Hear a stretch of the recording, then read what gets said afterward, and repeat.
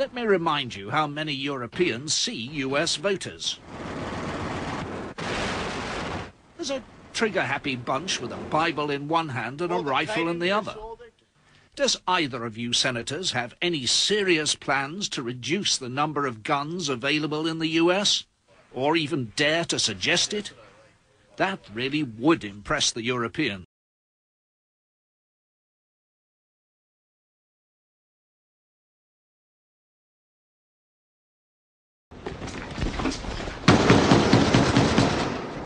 Today in New Orleans, they got a lot tougher on the holdouts. Police department, everyone home! Not only the flooded areas, but New Orleans' driest and wealthiest neighborhoods, too. Police department! The police and National Guard going street by street, house to house, sometimes entering open houses with guns drawn, and instructions to disarm anyone inside. Residents were handcuffed on the ground. In the end, police took their weapons but let them stay in their homes. They were a little bit threatened because our weapons were bigger than their weapons.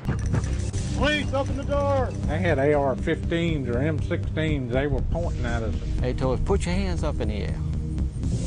Let us see your hands. They're drawing down on me, and they let the looters run rampant for over a week? Are you kidding me? I really thought they were going to kill me. I really did. They didn't care what your rights were. They were going to deny them. You're letting the thugs get away with everything, and you're coming to honest, good citizens and taking away their protection, and it is wrong. Wrong. Wrong. But still, the order had been given for police and National Guard to go house to house, often with guns drawn, to evacuate residents and confiscate their firearms. No one will be able to be armed. We will take all weapons. It was a human drama with emotions and tensions running high. Patty Connie is still trying to recover physically and emotionally. They really did a number on me. From the day police forced her from her home. It was traumatic. All of a sudden, they were banging on the front door, the side door, and the back door. And they said, let us in. Patty tried to explain. She was on dry land, she had plenty of food and water, and didn't want to abandon her dogs. But it didn't matter. If you see 6 or 8 police that look like linebackers pushing you in a corner, you're in shock. They kept pushing me back, and ended up like this. Then, Patty showed them a small revolver she was carefully holding in the palm of her hand.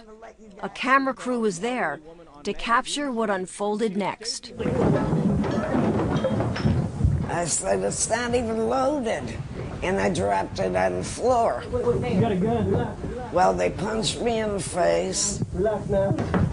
How could this happen in America? You're treated like a criminal, and you did nothing wrong. So your rights are really out the window. Richard Styron was in his friend's bass boat trying to salvage his gun collection before the looters stole it, when they got stopped by a St. Tammany Parish Sheriff's boat. And we've had policemen tell us that that's what they wanted us to do, but not the sheriff in St. Tammany. They just wanted to confiscate them from us. We felt like criminals at the time when they come up to us with M16s or AR-15s, whatever it was, but there were 4 of them with rifles and holding on us. He said, be thankful we're taking your guns here. Why should I be thankful? Well, if they catch you with them on land, they're going to take you straight to jail.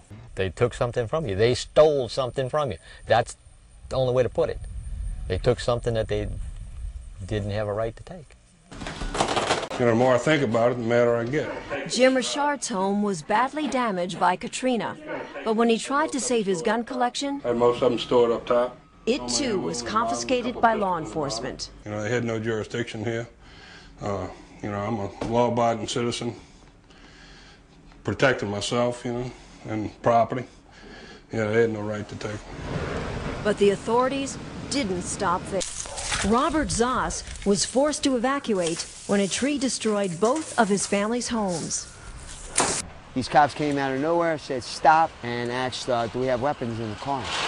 And I Told him, yeah, I do. He said, get out the vehicle. Had us all sit cross-legged in front while they searched the vehicle. But Robert couldn't believe what he watched police do next to his rifle and his friend's pearl-handle revolver. I saw them smash her gun given to her by grandmother, grandfather, just against the curb. The other things that they busted up, the .22 rifle they busted up, these were police officers. 911 wasn't answering the phone. Our police department wasn't answering the phone. You couldn't find a policeman.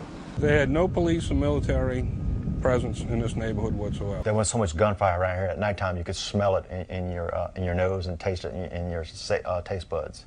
The post-Katrina world turned right and wrong on its head. Looters ruled this city for over a week post-storm without fear of law enforcement. Your rights were just done away with. Buell Teal, a commercial crabber, was asked by emergency personnel to help find a safe water route for a barge carrying supplies to get into New Orleans. Then suddenly, a sheriff's boat with 5 officers on board, armed with automatic rifles, sped towards them. They didn't just have them pointed from their hip, they had them up at their shoulder and asked if we had any weapons on board. I told them yes, we had 2 weapons. They said, get at the back of the boat with your hands in the air. We're coming aboard to search. Search and then seize Buell's firearms. And when Buell asked for a receipt, the officers flatly refused. You got a Second Amendment law on the books, and it's just total disregard for it. They violated my rights as far as search and seizure. They had no search warrant.